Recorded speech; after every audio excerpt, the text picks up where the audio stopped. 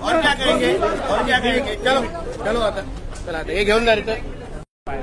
आज BJP, RSS और कट्टरपंथियों के द्वारा रोजाना जबरदस्ती मुसलमानों को बदनाम करने की कोशिश की जा रही है। कभी लव जिहाद के नाम पर, मेरे पास कई सौ नाम है जो मुस्लिम लड़कियों ने हिंदुओं से शादी किया है और वहां एमएलए ने जाकर बधाई दिया हिंदू बच्चों को तुमने शादी किया। मेरे पास एक लेटर है जिसमें लिखा हुआ है कि 10 लाख मुस्लिम लड़कियों को बेटी बचाओ बहू लाओ के नाम से मुसलमानों को लाना है। हम नहीं चिल्ला रहे हैं, 18 साल की उम्र के बाद जिसकी जो मर्जी हो करे, हमने कभी नहीं चिल्लाया इसके खिलाफ। लेकिन अगर कोई मुस्लिम लड़के ने हिंदू से शादी कर दिया और इनकी मोहब्बत 2-5 सालों से है, उसके बाद जाकर ये लोग उससे जो है केस करवा करके जबरदस्त तरीके से लोगों को मार पीट रहे हैं। अभी राहुरी के अंदर जिस तरह से मारा है, हाथ पैर टूट गया बच्चे का। एक लड़की, एक औरत जो मैथ और साइंस पढ़ाती थी उसको और घर में ट्यूशन करती थी, जो लड़की 1 साल पहले 5 दिन के लिए सिर्फ वहां आई थी, उससे एक स्टेटमेंट दिला करके ये धर्म परिवर्तन करती है और उसको जो है जेल में भेज दिया गया। ये जो है देश में रोजाना कोई न कोई बहाने से नफरत फैलाई जा रही है। मैं समझता हूं कि देश बर्बादी के कगार पर खड़ा हुआ है।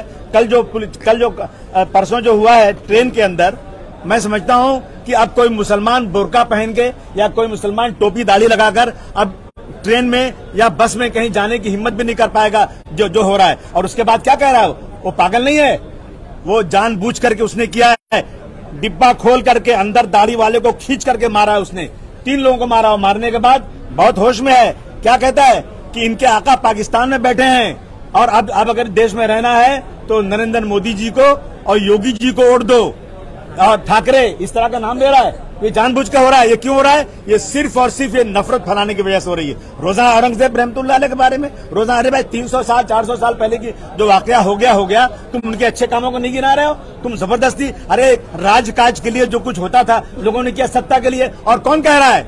औरंगजेब रहमतुल्लाह अलैह की बुराइयां कौन गिनवा रहा है? जिन्होंने बाबरी मस्जिद को शहीद किया और कोर्ट ने कहा कि बाबरी मस्जिद को तोड़ना एक क्रिमिनल एक्टिविटी थी। उन्होंने कहा बाबरी मस्जिद में मूर्ति रखना क्रिमिनल एक्टिविटी थी। जो लोग रोजाना गाय बैल के नाम पर मार रहे हैं मुसलमानों को, आपने कानून बना दिया, पुलिस जो चाहे करेगी। लेकिन इस तरह से रोजाना करने वाले आज जो है पुराने पुरखों का नाम लेकर बात करते हैं। अगर उन्होंने कुछ गलत किया था उससे बहुत ज्यादा गलत आज की सरकार कर रही है जो दिल्ली की गद्दी पर बैठी हुई है। रोजाना सुबह से शाम तक नफरत फैलाना। मेरी मांग है ये कि अगर देश में लॉ एंड ऑर्डर दुरुस्त रखना है तो आप जल्द से जल्द हेट स्पीच के ऊपर आतंकवाद के लिए जो कानून बना हुआ है, आतंकवादी ये को बंद करने के लिए 5 साल तक जेल में रहे, जमानत नहीं हो, ऐसा कानून नहीं बनाएंगे तो कोई फायदा होने वाला नहीं है। चौहान जो टीवी वाला है उसके ऊपर 1800 केसेस हैं, उसके बाद भी रोजाना बोलता फिर रहा है। राहुरी में 5 अगस्त को ये लोग चारों तरफ से जमा हो रहे हैं। जिस गांव में 10-15 मुसलमानों के घर है और 20-25 हजार नॉन मुस्लिम के घर हैं, वहां उस मुसलमान के घर को बिना वजह से झूठ की बुनियाद पर उसका बाजार से सामान खरीदना, उसके यहाँ जाना आना सब बाइकाट कर दिया है। ये नफरत है। ये आम आदमी जब इस चीज को देखता है तो समझता है कि रियल में मुसलमान गद्दार हैं और वो जो है मुसलमानों के खिलाफ खड़ा होता है। कोई बंदूक लेके मारता है, कोई सड़क पर लड़ाई करता है, कोई जो है गाड़ी को पलटी करके मार देता है। ये देश में चल रहा है। हाँ, नीतीश राणे ने गद्दार बोला। हम मुसलमानों ने इस देश के लिए बहुत बड़ी कुर्बानी दिया है। अब हिस्ट्री उठा के देख लीजिए, आजादी की लड़ाई में कितनी बड़ी कुर्बानी। वो हमको गद्दार बोल रहे हैं और गद्दारों का साथ देते हैं जिन्होंने गांधी जी का कत्ल किया। उसकी फोटो लेकर घूमेंगे आप। बोलो। आज नीतीश राणे जी ने उनकी लक्षवेदी के ऊपर चर्चा करते हुए सम्माननीय अबू आसिम आजमी जी को और मुझे पॉइंट आउट करके गद्दार शब्द का उपयोग किया। हम इसी मट्टी के भूमिपुत्र हैं, छत्रपति शिवाजी महाराज को मानने वाले लोग हैं। आज सभागृह में वारंवार निकाला नहीं गया और नीतीश राणे जी को कोई तंबी नहीं दी गई। अगर सभागृह जैसी पवित्र जगह पर 2 लोक प्रतिनिधि जो लोगों से चुन के आते हैं, लोगों का प्रतिनिधित्व करते, हर समाज का प्रतिनिधित्व करते, उनको ओपन धमकी दी जाती है, उनसे गद्दार जैसे शब्द से संबोधित किया जाता है। इससे ज्यादा दुर्भाग्यपूर्ण बात इस देश के लिए हो नहीं सकती। मैं अधिकार है कि वो उस पर चर्चा मांगे।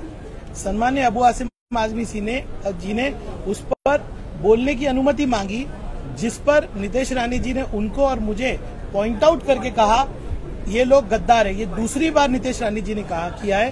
पहली बार एक बार उन्होंने मुझे पॉइंट आउट करके गद्दार कहा था, इस बार भी उन्होंने गद्दार कहा। ये उनकी मानसिकता है, ये उनकी मानसिकता है, उनके दिमाग में ये भरा हुआ है। इस मानसिकता से लड़ने की जरूरत है, ये इस विचारधारा से लड़ने की जरूरत है। ठीक है, चलो प्रदीप ले ले। तुमने कहा नहीं क्या? कहा कि नहीं खाली बोलिए। और क्या करेंगे, चलो चलो आता चलाते, ये घेऊन जा रे.